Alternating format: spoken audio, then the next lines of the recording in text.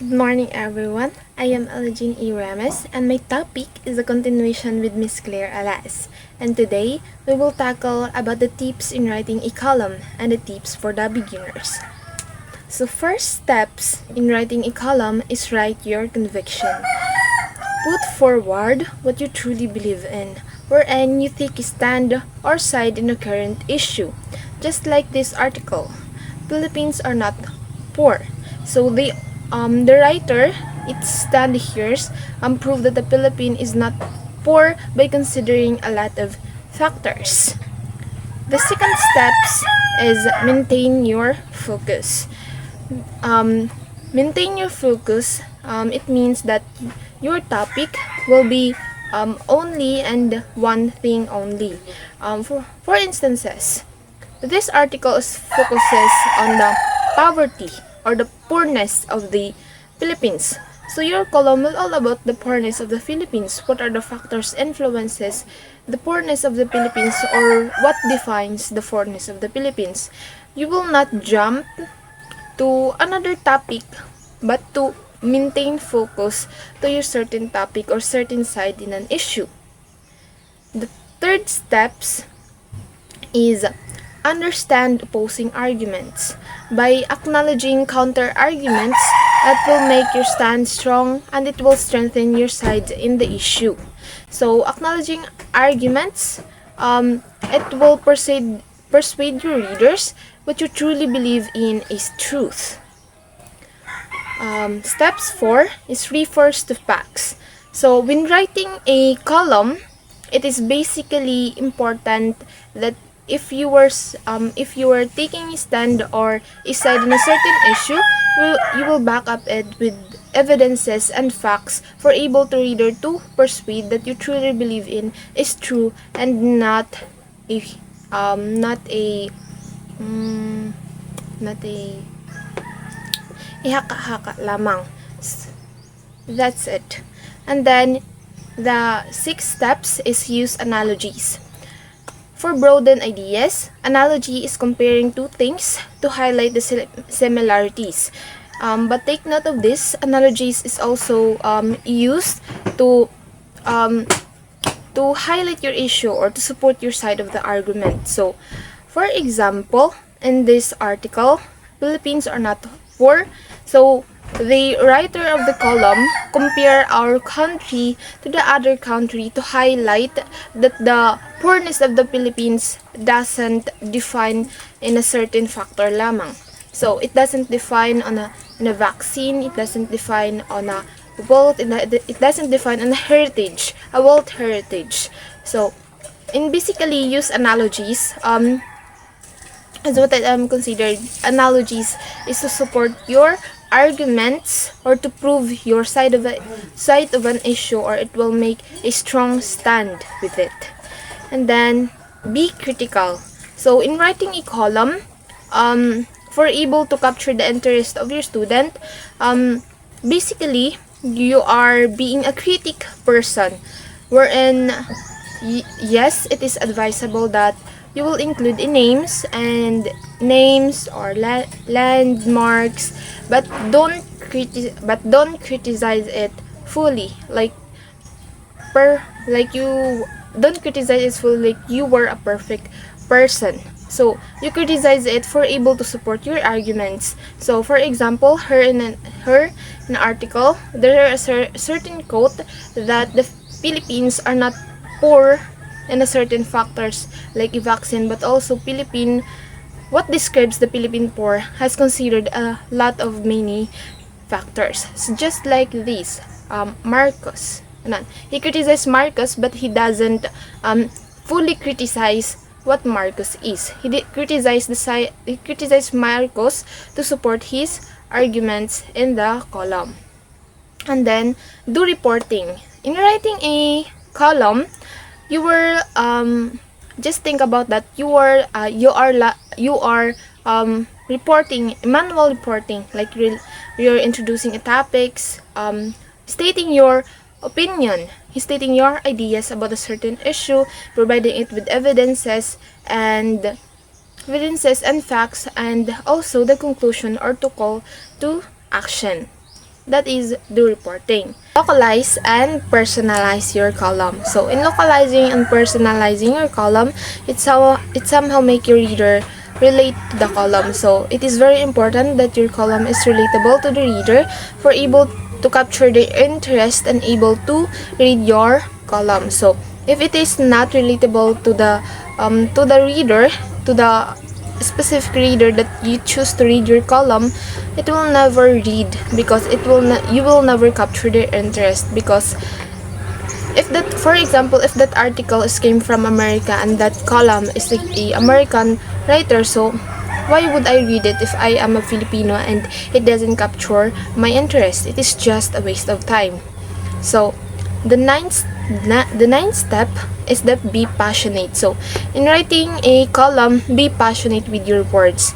Have a tone in your writing, and of course, be in an active voice, not in a passive voice. Because if you are in a passive voice, the interest will get bored and doesn't have interest to read your column, which is it is true, right? And then the last step is provide a solution. So in this article, he highlighted facts supporting his argument. So highlight the problems. Why does the Philippines being poor? So in the last paragraph, he provided a solution or to call to action. So how do we address when we are asking that the Philippines are poor? So he said that, what do you mean by poor? It has different factors that the Philippines considered as a poor country. Now we will tackle about the tips for the beginning columnist. There are thus and don'ts. So let us all tackle the thus for the beginning columnist. First is give timely and relevant information. So make sure your column engage with relevant information that will help your readers. So for instance, you could write a current issue or current events. For example, the impact of technology in the educational setting. So you could write about it and take your stand with it. The second steps is develop structure and keep it. So in writing a column, you need to develop develop a structure and how you relay the information. So for instance, you could start with an introduction, back up with the evidences and facts, supporting details or points, and lastly, you need to summarize your column or provide a call to action. The third steps is write and short sentences. So in writing a column, make sure the sentences and paragraphs are short for able your readers to understand what you are trying to point out. The fourth step, in personal columns, you may include local names and places. By using local name and places, it will back up your arguments. It will back up what is you truly believe in is truth. And the fifth step is let others speak for you. So let others speak for you by utilizing quotes. So you may include quote in writing a column, and again, it will back up your argument. Lastly is learn the difference between a column and the news story. So column is opinion based, and it lays a moral foundations about the personal point of view, wherein it is subjective, while news story, it is objective, factual, and truth. Are we clear for the thus for the beginning columnist? And now we will tackle about the don'ts for the beginning columnist. First is avoid using technical or complex words. As we all know, writing a column should be in a simple and a formal tone. So by utilizing technical or complex words, it somehow formulate a confusions in your readers. The second steps is never talk in jargons or unfamiliar words, because it somehow it will make your reader confused, and it will somehow make your column non-relatable for the readers, and it will formulate that your readers will never read your column. And then the last step for the don'ts, do not include too much details or material in writing a column. Focus on your topic. So we are done with the tips for writing a column. tips for the beginning columnist, and now we will tackle some more tips in writing a column. First is write the way you talk. So for instance, it means be in a conversational way or conversational manner. So in writing a column, you could start with a question that will engage your readers to answer what you are trying to point out. The second steps is try to uncover the opening. So you are need to have a well-prepared opening that will capture the interest of your readers. Just like when the readers read your column, they will have the opinion, wow, this is a beautiful column and I love to read it. And I love to read about it. That's right. And then the third steps is use a variety of material, not just one. So it means use a variety of materials. For instance, if you're talking about the poorness, so how can you identify that the persons are poor? By considering other materials or factors that will support your stand on a certain argument. The first step is write about people. So if your topic is all about poorness, you will just interview a people who has a low socioeconomic status and trying to listen to their story, or trying to tell them their story about how they feel, how they act with a certain status. And you could write about it. You could write a column about it. And then next one is write simply. So again and again, your column must be in a simple way and formal tone for able your readers to understand and comprehend clearly your stand on a certain issue. And the next one is do not weigh your column down by incorporating so much detail. So in writing a column, you will stick to the main important details of a certain issue. So, do not weigh your column down kasi nga it has a tendency that your readers got be overwhelmed with the details and ideas inside your column.